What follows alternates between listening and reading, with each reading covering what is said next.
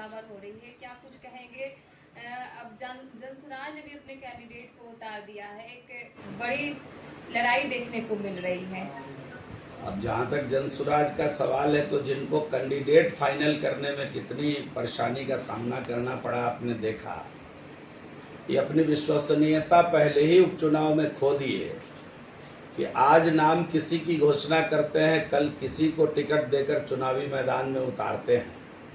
तो जिनको कैंडिडेट नहीं मिल रहा हो इस बिहार में, वह बिहार में ताल ठोक रहे हैं, तो अच्छी बात है। लोकतंत्र में सभी आदमी को चुनावी अखाड़े में आने का हक है, लेकिन हम समझते हैं कि वह कोई फैक्टर नहीं है। इस समय एनडीए चारों सीट जीतेगी, एनडीए की मुकम्मल तैयारी है। प्रतिपक्ष बोल करके जो हमारे कैंडिडेट है उनके सामने कोई चुनौती नहीं है। इस नाते मुझे लगता है कि चारों की चारों सीट उपचुनाव का एनडीए के खाते में जाएगी, ऐसा स्पष्ट रूप से अभी तक दिख रहा है। सर, कल आरसीपी सिंह अपनी नई पार्टी का ऐलान करने जा रहे हैं, क्या कुछ कहेंगे सर इसमें? देश के अब हर आदमी फ्री है, देश के अंदर इतनी राजनीतिक पार्टियां हैं, एक और हो जाएगी, यही कहेंगे। मैं शुभकामना देता हूँ आरसीपी। क्या लग रहा है इससे बीजेपी को? मैंने कहा ना कि देश के अंदर इतनी सारी राजनीतिक पार्टी है, कल एक उसकी संख्या एक और बढ़ जाएगी। मैं शुभकामना देता हूँ आरसीपी बाबू को। सर, स्मार्ट मीटर को लेकर कांग्रेस के विधायक जो है नीतू कुमारी, वो कह रहे हैं ये जो मीटर है बिहार सरकार द्वारा जो लगाया गया स्मार्ट मीटर, वो मीटर नहीं चीटर है। तो कैसे देखते हैं सर? उनको जानकारी नहीं। कांग्रेस शुरू से चीटर रही है, ये शब्द उनके डिक्शनरी में है जी। स्मार्ट मीटर का मैथमेटिक्स बिल्कुल सही है, उसमें कहीं भी किसी प्रकार की कोई गड़बड़ी नहीं है। और जो पुराने ड्यूज हैं, सरकार ने उसके लिए भी मुकम्मल व्यवस्था की है कि पुराने ड्यूज के कारण आपके लाइन कटेंगे नहीं। उसके लिए सरकार ने 300 रुपये का प्रति माह एक किस्त बांधा है। और स्मार्ट मीटर आपकी उपयोगिता पर निर्भर करता है कि आप कितनी बिजली उसका खपत करेंगे, कितना बचाकर अपने घर के लिए रखेंगे। ये बात प्रतिपक्ष के साथियों को, आम आवाम को समझाने की जरूरत है।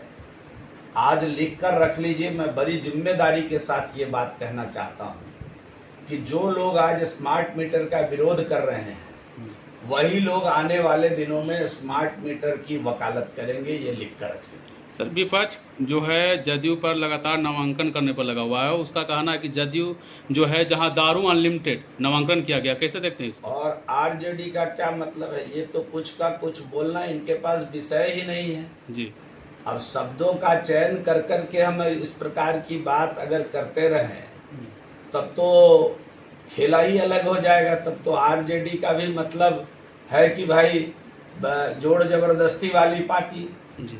तो अब क्या रोजाना जोड़ जबरदस्ती? आरजेडी का मतलब है रोजाना जोर जबरदस्ती वाली पार्टी। तो इसका क्या मतलब दल हो गया? रोजाना जोड़ जबरदस्ती दल।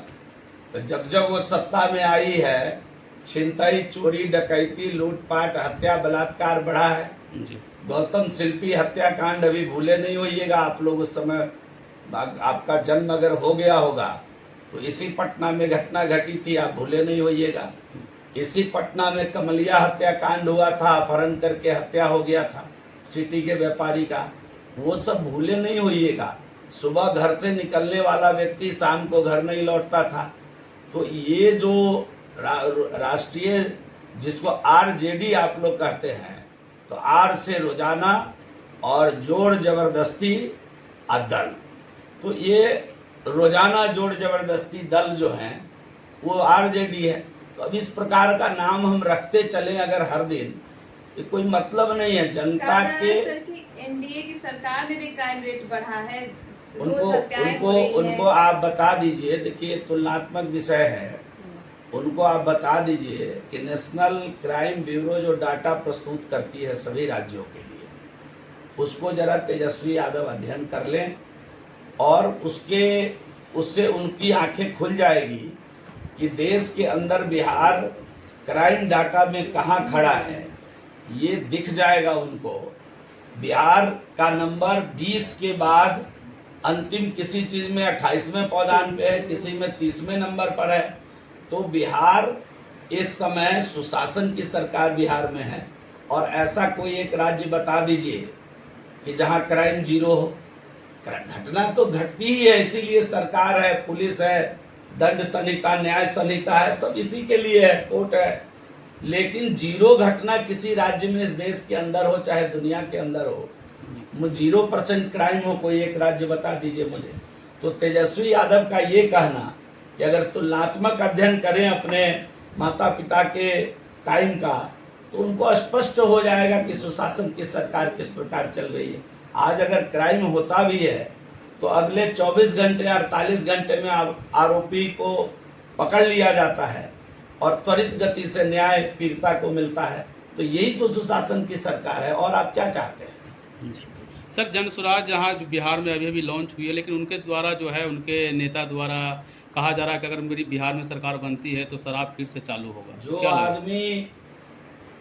जो आदमी को प्रचारित कर रहे हो, वह अगर शराब खोलने की बात कर रहे हैं तो गांधी जी की आत्मा काफी पीड़ित हो रही होगी, उनको ठेस पहुंच रही होगी।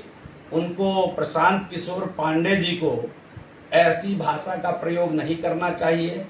उनको चिंता करना चाहिए राज्य का। शराब बेचकर राज्य का विकास अगर करेंगे तो गांधी ने कहा था ऐसे विकास से अविकसित रहना बेहतर है। तो प्रशांत किशोर पांडे जी को इतना अमर्यादित नहीं बयान नहीं देना चाहिए, या फिर गांधी की तस्वीर नहीं लगानी चाहिए। इसमें से कोई एक निर्णय उनको करना चाहिए। Thank you sir.